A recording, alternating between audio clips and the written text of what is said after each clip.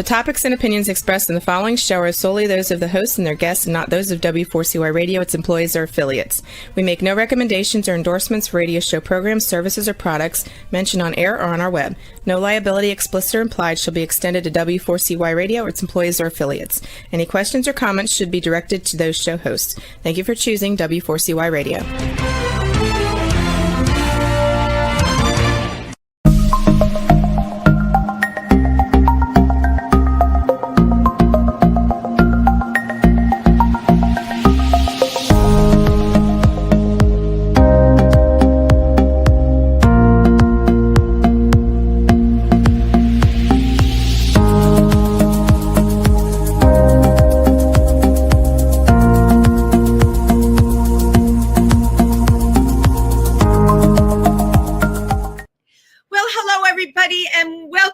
Triversity Talk. I'm your host, Wendy Stewart. It's Wendy on Wednesdays, and I'm always very happy to be here with you tonight.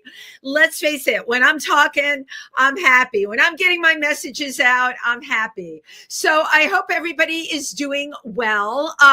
As you know, I'm always up to some crazy performance thing, and it's always to raise money, right? So this past weekend, I did a show with the Imperial Court of New York at Boxers in New York City.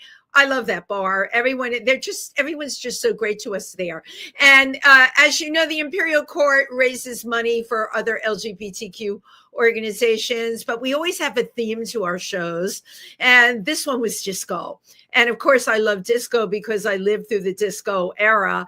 And it was just great performing for all the people that remembered all those amazing Donna Summer songs and Grace Jones songs. I did a song by the Flirts called Passion, which was really amazing to me that nobody remembered it. Okay, what are you going to do, right? And then, of course, the whole group of kids at the bar, they weren't even around then, but love sharing anything that's positive and fun with them.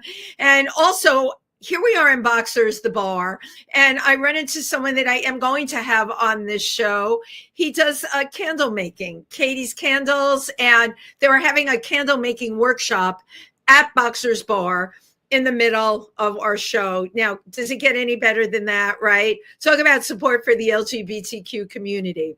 And speaking of the community, you know, I come to you from New York City, but I'm a part of Triversity, which is located in Milford, Pennsylvania.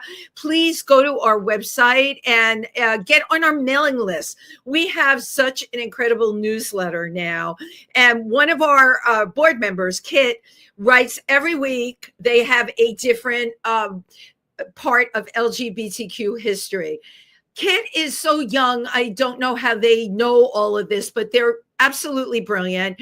And I've learned so much just reading that column. And we also have our upcoming events on there. So please make sure you take a little look-see there. Okay, enough of the announcements. My guest tonight was actually referred to me by somebody else who had been on the show. That happens to me a lot. I meet the greatest people doing this. My guest tonight has had 25 years under her belt as a social worker, a program developer, advocacy, and social justice person for marginalized communities in the LGBTQ community. And tell me, that is something that we now need more than ever. She is now the new candidate, and this will take effect in October, CEO for EDGE, New Jersey. That's really huge. She's going to be their chief strategic and operating officer. Geez, I got that all in one mouthful. Please put your hands together for Joann McEniry. Thank you, Wendy. That was quite the introduction. It was like, you know, I do my best. There's a lot of words there, and I just do my best. First of all, thank you for coming on. And please thank Danielle for, making the introduction. I encourage people all the time, and same to you, if you know anyone that you think would be a good fit on the show, please bring them on. I love interviewing people, and I love getting all our messages out there. Now, you shared a little secret with me right before we went on air that you've not only been with Edge 25 years, you started as an intern. I love that. I did. I started as an intern doing my bachelor's in social work. And I like to say Edge chose me. I didn't choose Edge. The organization at the time was actually known as the Eric Johnson House, which would later become New Jersey AIDS Services. And I had an internship to complete in social work. And I had to take an incomplete in my last semester because I had a death in my family. I lost my brother very suddenly and very tragically. I'm so sorry. I'm so sorry, really. Thank you. Yeah, it was a horrible loss. And I, as you imagine, I couldn't do much of anything. And so I had to definitely take a pause on school. And I had a professor who said to me, you're going to finish. What do you have left to do? And I said, I have one internship left to do, and that's it. And he said, I'm going to send you somewhere. And he sent me to the Eric Johnson House, which was one of our first programs. And it was a transitional housing community for individuals who were homeless and living with HIV.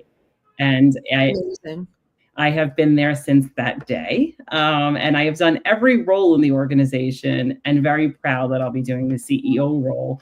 Well, I was going to say, the amount of time you've been there, I'm sure you've worn every single hat. Yeah. And am I wrong in saying you've probably been there longer than anybody? Other than our exiting CEO, Lori Litt. She was our founding CEO, and she opened the organization in 1994. Wow. When did they become Edge, New Jersey? So we became Edge, New Jersey. So basically about 10 years or so ago, we have our roots in HIV work and the intersection with the LGBTQ plus community and HIV, right? You can't pull them apart. There's a strong intersection between the two. They're very well linked, right? I worked early on with individuals living with HIV in the gay community, in the trans community. And so we started to get requests for services for people who were not living with HIV, but were in the queer community. And they're like, hey, so-and-so is getting help. Can we come to your organization? Wow. And so we looked around. We are in Morris County. We looked around and said, where can we send you? And there was nowhere in Morris County. And knowing that, our work with the community since 1994, we knew we were well positioned to respond. And so we, at that point, needed to change the organization from the name New Jersey AIDS Services. And we came up with EDGE, which stands for End Discrimination, Gain Equality. Oh my gosh, that's so cool. I never knew that. I will tell you the name Edge is very catchy. There are a number of organizations in New Jersey, but I always remember yours because, you just can't forget it. It is really catchy. I had no idea that that's what it stood for. Wow, that's it.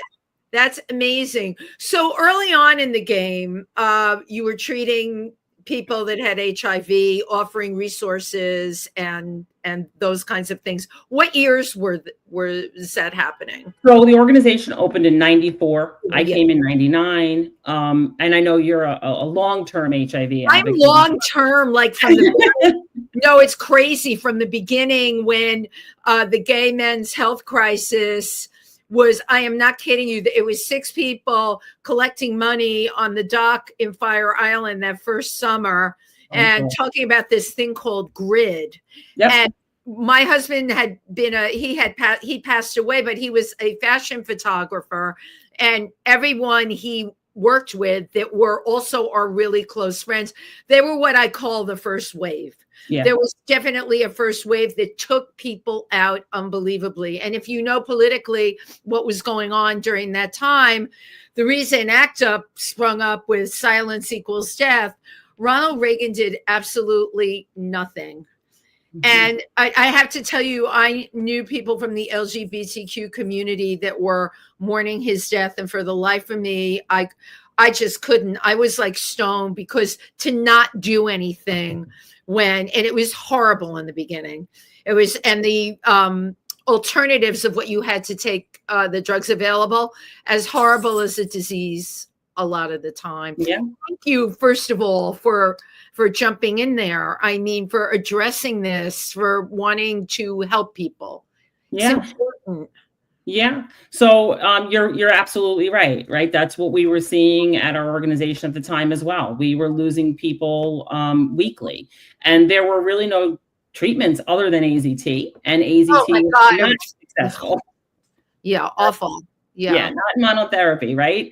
Yeah. And so, there was really nothing, and this was before protease inhibitors came out. And the facility we were running really was a place to help people end their life with dignity, and that's what we did. That we became their family, and we worked where they lived, and we had 10 beds in this little facility in Morristown, and we had breakfast together, lunch together, dinner together. And so, I want to jump back a little bit. So you actually offered shelter to people that had HIV and had nobody. Yep. And nowhere to live. And of course, no job because they were too sick to work. Yeah. And people were displaced, right? The stigma is terrible now. It was definitely worse then because there was so much misinformation. You mentioned GRID, right? Gay-related immune deficiency. And so there was so much misinformation that families were often displacing individuals. We had people whose families, cut them out of the family photos, right? So once they found out that they were positive, and so we really became the family of the people living in that facility. And that was my first job in the internship that sent me to Edge. I fell in love immediately, and it has been my life's calling and passion, and really my privilege to work with so many people in both the HIV and LGBTQ plus community. I love that you said it was a privilege. What is it about you that makes you understand that you were put here to do this work? Like, why this? Yeah, well, as I told you, I did not choose the organization. I was sent to the organization, and I told you the circumstances why. However, I am married to somebody who is HIV positive for 30 years. Right. So ironically, I was sent to an HIV serving organization without the school knowing that I wasn't telling anyone at the time. Just supposed to be there. You were just supposed to be there. Just supposed to be there. And so I walked in and this little tiny home, and I fell in love with the work that we were doing. And I felt so committed to be able to be present for people and to help them end their life with dignity in a world that did not afford them dignity, did not see their value, did not see their worth. I really felt it was our job to help people exit and know that they were loved and that they were cared about. And that they mattered. They mattered, and they wouldn't be forgotten, right? And they wouldn't be forgotten. You know what I remember about that time so strongly? Pause magazine, I'm sure. Very well. Yeah. My friend Sean Strube ran it. And Sean ended up, of course, becoming the mayor of Milford, where our LGBTQ organization is out of, right? 6 degrees of separation. But back in those days, in that magazine, I remember the first issue I got of it. And I really flipped out a little bit seeing ads in there where they were offering to buy people's life insurance policies from them. I thought that is just, I didn't know how to process it. It was positive for the person that probably needed the money, but that we had come to be a society where we were buying life insurance policies from people. Yeah. It was a very, very sad time. Terrible times. And so many people diagnosed without life insurance. And so, being able to, figure out how are we going. I remember having fundraisers so that we could cover burial expenses for people. Right. Right. And I remember our organization, I was on the board of Powers. We took care of the pets of anyone that had HIV or AIDS, because a lot of the time those animals were all they had left.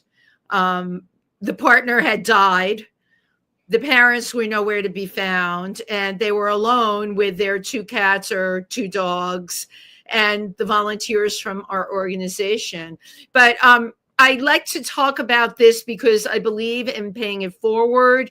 And a lot of the kids ask me about those times, but I think, Joann, unless you lived through them, it's not something you can even describe what it was like. And I guess what is so frightening to me about now, it's like a complete reversal. It's like we've gone through a time machine and ended up back then in many ways. I mean, my fears now, and I'm sure yours too, are the funding, right? What's going to happen with funding for PrEP?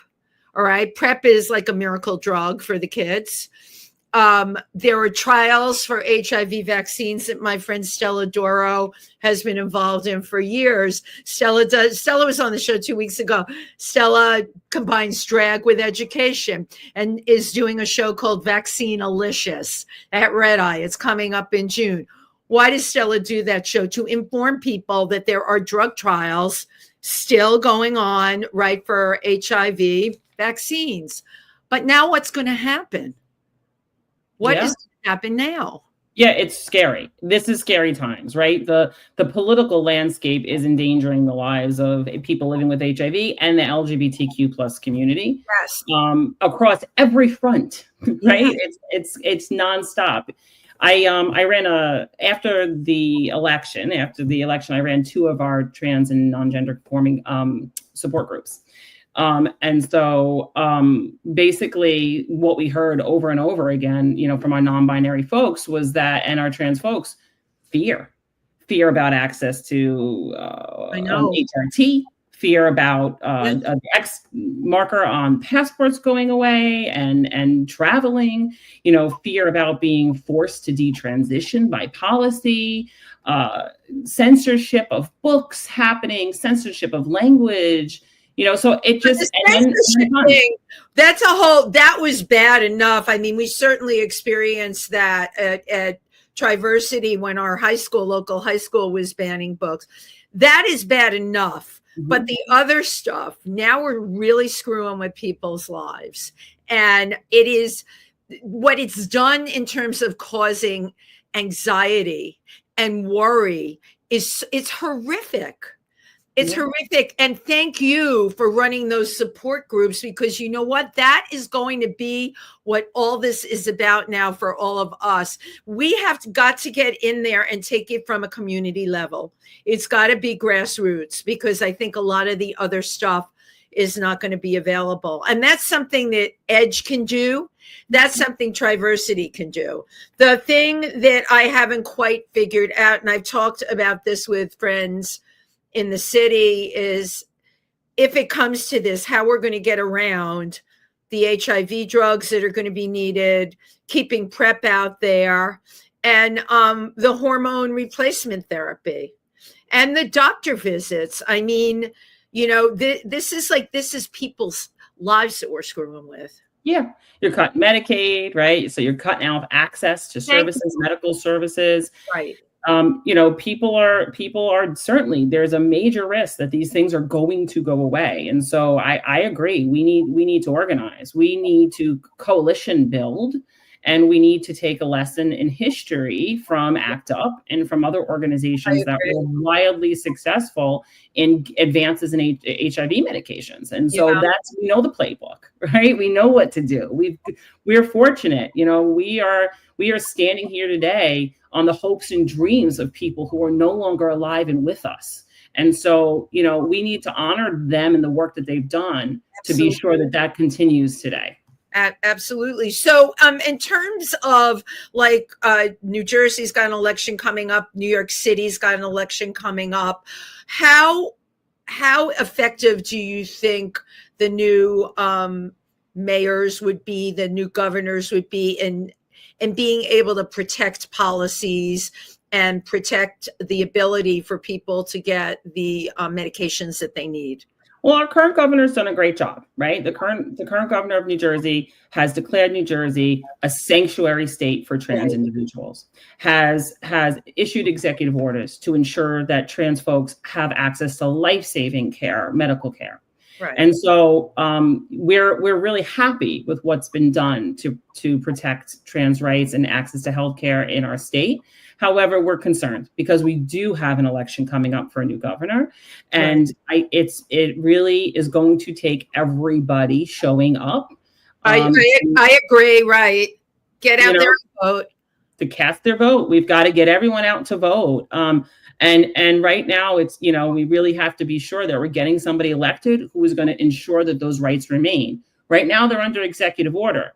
They're not codified into law by legislation yet, and so there's a concern that if we don't achieve that during this governor's, that our next governor potentially could do away with that. Could actually put it into legislation, right? Right. The thing though, with all these executive orders, people now feel like they have a noose around their neck that's getting tighter and tighter, even though it hasn't been put through, it's on the table. And that is a very challenging way for anybody, for you, me, anyone, to have to live with that hanging over your head, not knowing, friends I talk to in the LGBTQ community, we talk about this all the time, not knowing what tomorrow, everything has become like zigzag, inside out, upside down. You just don't know what tomorrow's going to bring. Yeah. And it's created a surge in mental health symptoms, a surge in anxiety and depression we're seeing.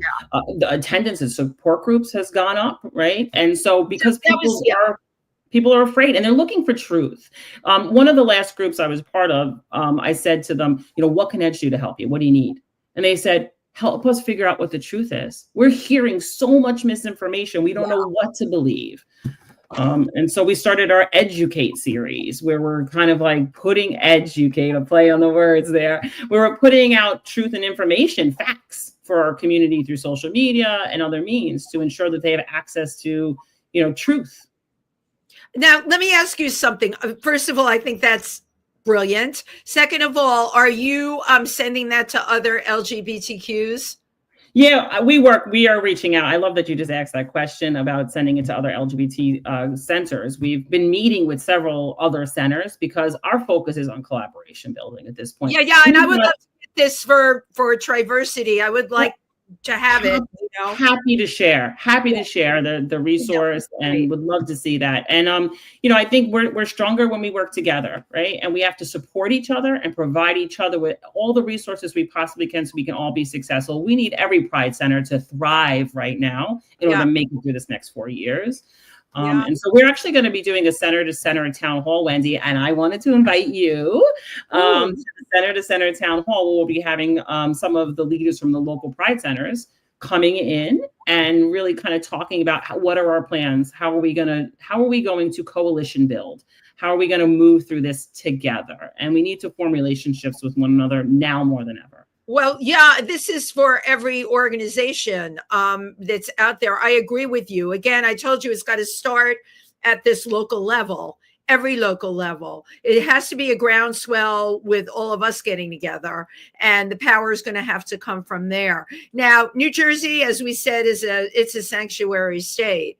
Pennsylvania is a whole other ball of wax. And what amazed me, we had a school board meeting, a big one, which I couldn't go to because I am based out in New York. Of course, everyone from my organization that could go went. The whole board went. What really blew me away was the amount of people in the community. I don't know where they came from. I didn't even know they were there, because our school board meetings like 2 years ago were not these people. Maybe they moved there. Boy, did they speak out in terms of what is fair and correct for everybody, and the full support of the LGBTQ community. If that school board meeting hadn't taken place, I would have never known those people even existed. So the more things all of us can do on a big community level, I think the better, the absolute better it will be for everyone. When this election came down right after the inauguration, we got something at Triversity. Do you know Jason Landau? I don't. Out of Pennsylvania, and now he's with one of the huge organizations. I was very impressed about what he sent around. And again, we got it in Pennsylvania because they're in Pennsylvania. But it was every action that was being done and what you could do to go against the action. And I think all of us have to start thinking this way. We have to give out tangible things to people. Okay, if this happens, then this is how we're going to react. Yep. We have to, you know what, Joann, we have to, and you know this better than anyone, we have to have a plan. Right. We have to know each other first, right? Let's connect with each other. Let's know each other. Let's learn who we are. Let's support each other in our initiatives. Let's form a coalition. Let's form a community together amongst our centers, right? Yep. And so I think sometimes we operate in this little bubble in our region, in our area, and do our work that we don't always connect with each other. And we need to, now more than ever, we need to be together as a united force. Yeah. And so one of the things we've actually done, Wendy, you made me think of with our members, was we started an advocacy e-blast. So we allowed our members to sign up for an advocacy e-blast if they wanted to opt in. And we told them we would alert them of advocacy initiatives that are coming up that they could be part of. And so we've sent out things like Planned Parenthood had a sponsored trip to DC. We sent that out to them. And we actually had some of our members join and go to Washington, DC on the bus to do advocacy right on the steps of the Supreme Court. If there's a letter writing campaign, we're including in that. If people need to call their legislators or know there's a piece of legislation that's being put forward that could reverse their rights, we're letting them know, giving them the language to say in those letters. And so we're really trying to make sure we're engaging all the people we serve in bringing their voice to the table. Well, it's engage and empower the people that you serve as well. And I agree with you. This can really be very effective if all of these organizations come together. In New Jersey, how many LGBTQ organizations are there? I don't know off the top of my head an exact number, but we have quite a few. We're pretty spread out in the Morris, Sussex, Warren area. In those three counties, Edge is the only one, the only Pride Center and LGBT serving organization in those three counties. But we have lots of strong, Hudson Pride's amazing, right? Hudson Pride's amazing, right? We've got Garden State Equality that does great work in our state. So there's quite a few of us, but we're a little bit spread out. So when you talk about bringing these organizations together, you would be reaching out to all of them, correct? Yeah. So we are in the process of finalizing and sending out, our invite list so that we can bring all the center leaders together to talk about, what is the path forward? Yeah. How are we going to stay connected? How are we going to unify our efforts so they're stronger? We know there's power in numbers. We learn that. Yeah. And so we need to be working and pushing in the same direction, and it needs to be coordinated. It needs to be coordinated. That's an absolute must, right? Yeah. Because I often feel the information is completely spread out. Everything's everywhere. Our organization in Pennsylvania probably hears different things than you hear in New Jersey, but then again, a lot of it overlaps. It was Simone Krause, I think, that turned me on to Edge. I adore Simone. Simone had been vice president at Triversity. She's an amazing speaker and just does so much in terms of putting herself out there. But yeah. It's challenging now. This is a very challenging time. Yeah. Simone we had a Transcending Stories of project at our center not too long ago. And Simone came and Simone, read pieces of her book, and we have a true LGBT lending library in our center. Fabulous. And Simone was able to place her book on the shelves. And it's not the first time Simone has lent her voice in coming to the center. So yeah, she's amazing. No, but even the story behind the book, that if you ever talk to Simone, getting that book out there, because I remember when she started, and that was pure determination. There were a lot of roadblocks along the way. Simone did not give up, and I have recommended her book to so many people, both trans and LGBTQ, because there's a big message in that book. It's about never giving up. All right. No matter how bad the SHIT is hitting the fan, you never give up. You never forget what your agenda is. And you always have the power to help other people. And I will tell you, I can wholeheartedly say that about Simone. Always does that. And that resiliency. She read excerpts of that book with our members in the center, and we had a lot of our youth members, to be able to see that and that resiliency it was just, I think, so moving.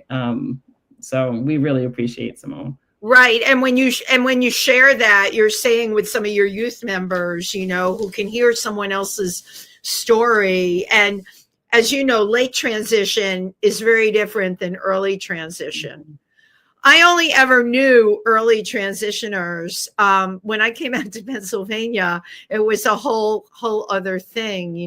We have this whole big spectrum. And right now it's up to all of our organizations to address this and find a way to support everybody going forward. So what keeps you, I have to ask you this, with all of this going on, like, and I know you love what you do, I can tell, but what keeps you positive and going forward? Because I've seen a big change in a number of the people that I know. And I was talking about this with here in New York, a big change since this all came down.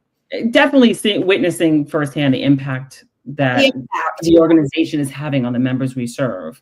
Right. We've watched members come from homelessness, living in their car, to being their first ever stable housing. And so to be able to be part of that journey and see that impact, and it's one of the things that's kept me here for 25 years, witnessing the good work we're doing, and the incredible staff, the incredible team of individuals who show up every single day, despite sinkholes and every other challenge they're facing, and many of them in community, fear and anxiety themselves. And coming in and working with the people that we serve. So it's definitely our members and definitely our incredible team, our staff. Yeah. Well, I have to say at Triversity, I am not there a lot now, but I do, on the money end of it, work to bring money in. And our board members are all boots on the ground, which is something we really needed. It's ironic that it's really happened now because, we have teen support groups, of course. We offer resources. We have events. We have game nights. We have a rock project, You Belong, You Matter, painting rocks. It seems like such a simple thing, but to take a rock and put a positive message on it. And again, in Pennsylvania, we have, you've got it in New Jersey too, but there is definitely a non-supportive group, a large group in Pennsylvania alone. I mean, look at what happened to Josh Shapiro, on the night of the Passover Seder. Somebody tried to climb a fence and burn his house down, and the person was going to kill him. I mean, really? This is how crazy these times have become. Yeah. Yeah. And which is so important, projects like, rock painting and putting positive messages. Positive messages. Yeah. And it builds support and it builds resiliency, right? All our programs are designed to help build protective factors for the people we serve, because we know when individuals don't have those protective factors, there's tragic outcomes. I mean, LGBT youth are 5% more likely to end their life than their heterosexual counterparts. Absolutely. We know that exposure to these stressors that they're exposed to every single day really impact their mental health. And we know when individuals are experiencing anxiety and depression, they're less likely to have positive outcomes in their life, anything from housing to health outcomes. And so a lot of the programs we're doing at EDGE, similar to Triversity, we're trying to create programs to really help support and build resiliency. And we're doing that through programs like our housing programs and our care coordination. We have an HIV testing and harm reduction. You're much bigger than we are. I mean, we are, God bless, brick and mortar on a main street in Milford. Our center is there, which is to me so incredible. I remember when we first got it, our organization was started by Patty Tomaszewski from like the Sussex County area. She blew into town. She was a Jersey girl. And just, we need to have an LGBTQ here, right? And as you know, all it takes is one person with a dream. And she's like, "Are you interested?" I'm like, "Oh yeah, that sounds like something we could really do here." But it takes one person who has a vision and makes it happen. We are a way smaller center than EDGE is, but you know what? To your point, by having our events, by doing community outreach and all of that, we all have the ability to get to people, change people's lives, and support in a time that's very much needed. Were you always like this where, it's interesting. My daughter is very empathetic, and she's moved beyond her corporate job, and she's going back to school to get her master's, believe it or not, in social work. And it's funny, my sister said, "What the hell does she want to do that for?" But my sister's a totally different generation. And back in those days, it was not the best job in the world to have. I look at someone like you with 25 years in, and my God, you can wake up every day, and no matter what, you got to feel good about yourself. Yep. Our exiting CEO, Lori Litt, says the best. She used to say this: I wake up every day and I don't want to throw my alarm clock across the room, right? So I feel the same way. What we do matters. What I would do, what I do for free if I could afford to live, right? And in today's economy, not many of us can. Right. So, I love what I do, and I wake up every day, and I'm able to help bring resources to people who probably wouldn't have them if we weren't there. And reduce barriers to care. And, it's an amazing place. It's a magical place, our organization, and we are changing lives every single day. And it fuels me. Like I said, I sleep good at night. And I'm excited to go to work in the morning. And to be able to say that is really everything. Did you know when you were a kid that you wanted to make a difference in the world? Were you born? No, really? I was a trouble child. I was a rowdy girl. I'm a New Yorker born and raised, if you can't hear it in the voice, right? A little bit. What part of New York? Long Island. A Long Island girl born and raised. Which town? Suffolk County. Okay. Exit 53 off the LIE. So you weren't like, for me, it was always, I would donate to like Save the Dolphin or the seal hunt, or, the children that were in Guatemala. That I was aware of the troubles in the world. And I'm telling you, Joann, from the time I was a little kid, I wanted to fix those troubles. And I think my daughter inherited some of that from me. But it's interesting because I look at what you're doing and it's huge. And yet it wasn't who you were. No, not at all.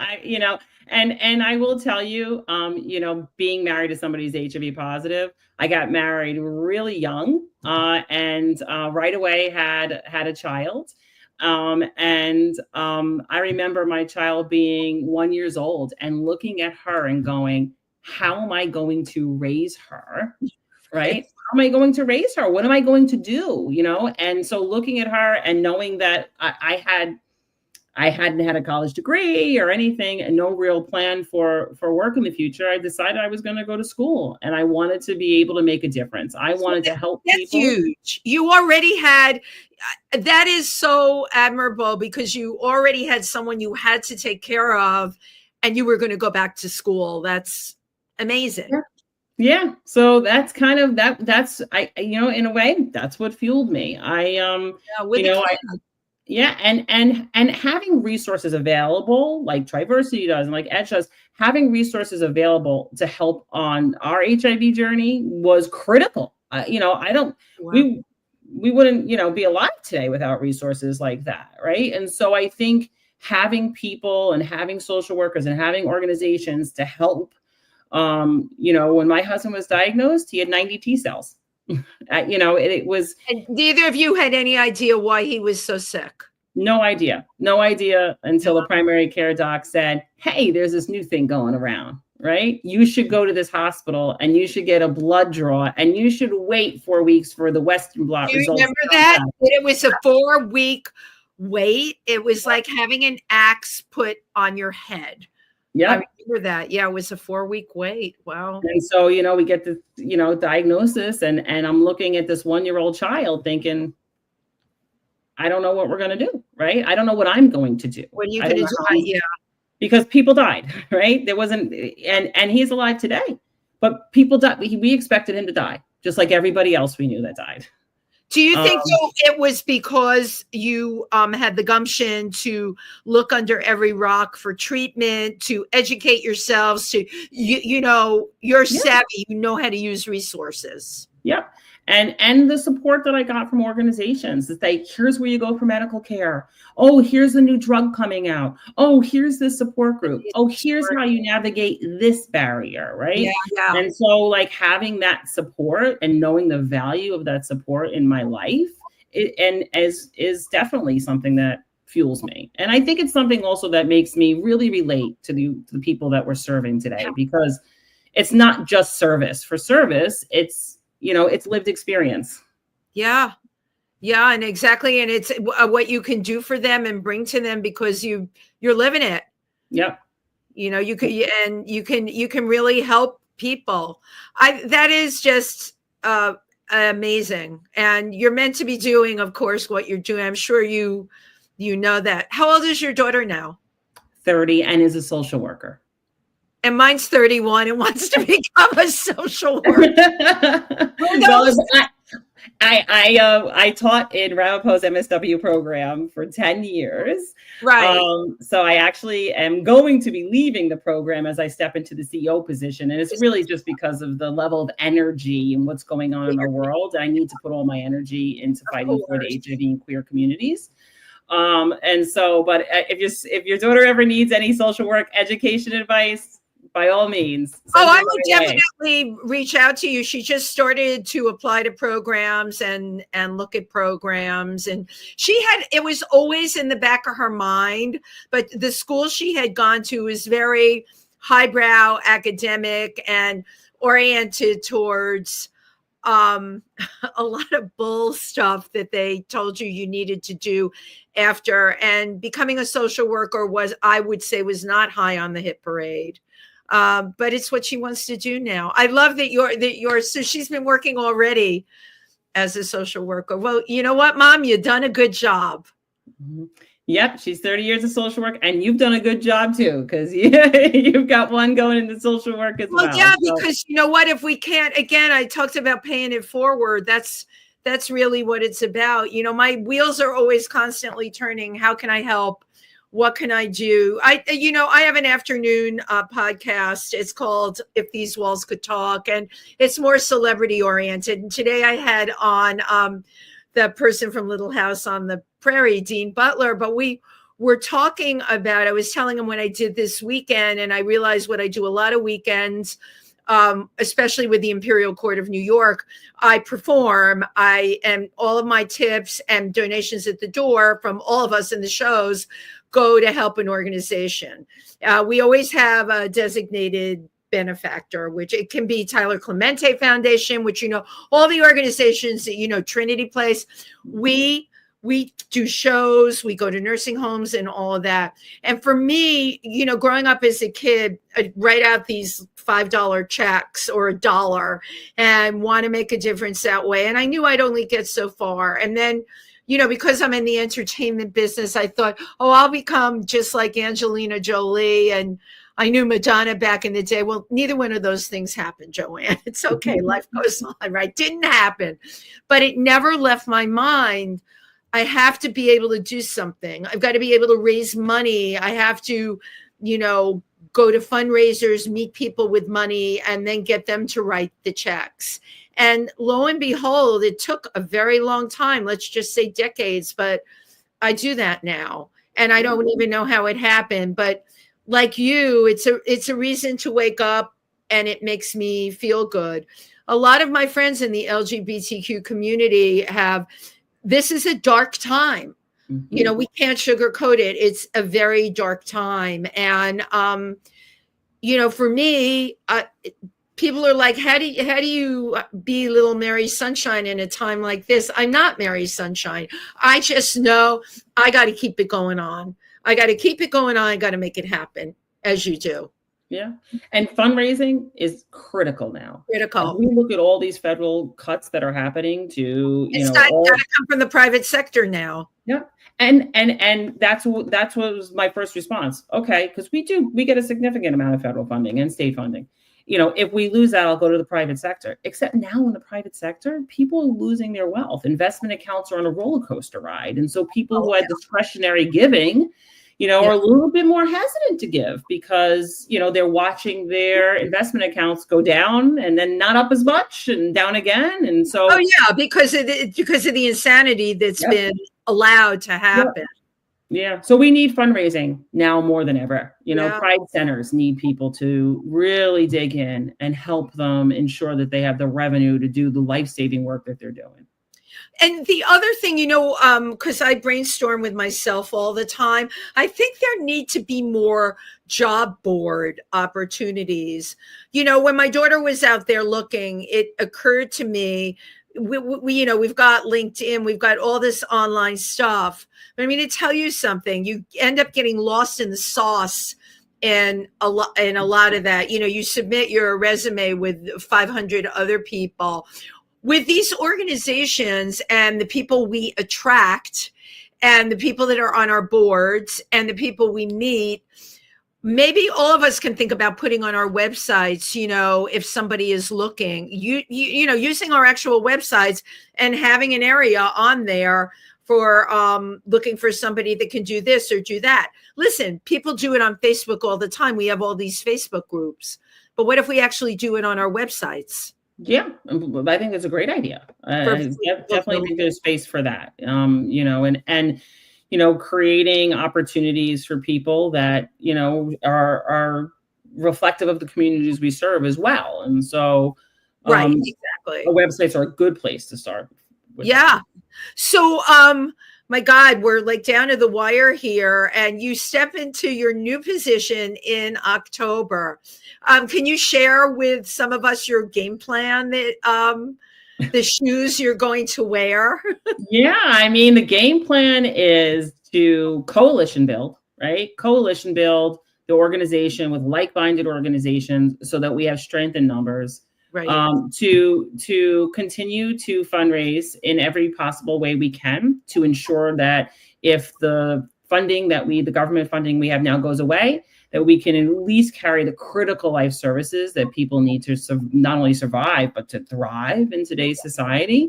And so, and building that resiliency, right? Recognizing the power of collective action and building those resiliencies for the people we're serving.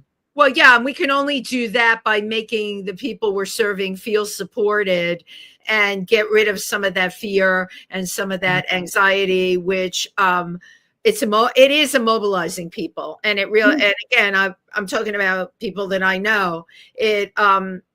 People don't know what to do because of the insanity every day. Yeah. And we know that when we support people, it works. Hey, you did it when you were helping individuals with their pets.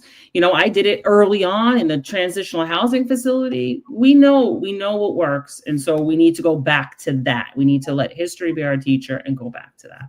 Well, absolutely. I love how on point you are with all of this. Edge is so lucky to have somebody like you as the captain of the ship, as they say.